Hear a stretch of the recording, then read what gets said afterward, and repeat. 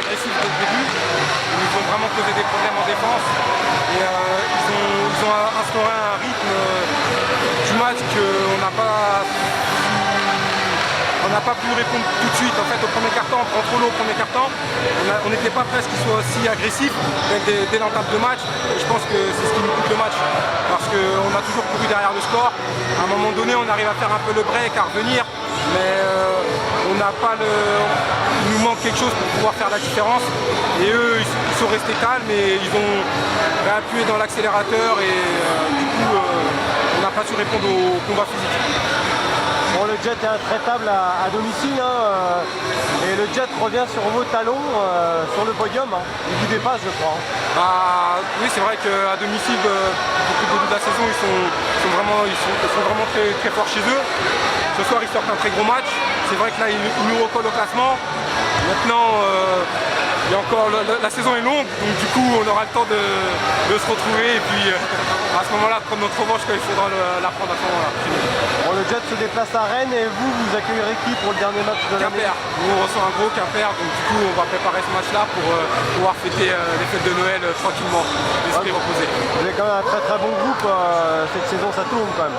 Oui, on a une bonne équipe. Maintenant, après, c'est pas tout d'avoir une bonne équipe, il faut savoir répondre aux mots dans certains types de matchs comme celui-là ce soir. Ce soir, on n'a pas su répondre, mais on va travailler pour pouvoir se préparer si à l'avenir on joue des matchs de ce type-là. Maintenant, bon, c'est la saison, c'est comme ça, on savait qu'on n'avait pas tout gagné. C'est une défaite, on va travailler pour pouvoir préparer le match de Quimper comme il se doit, et puis il faut avancer quoi, faut avancer, simplement.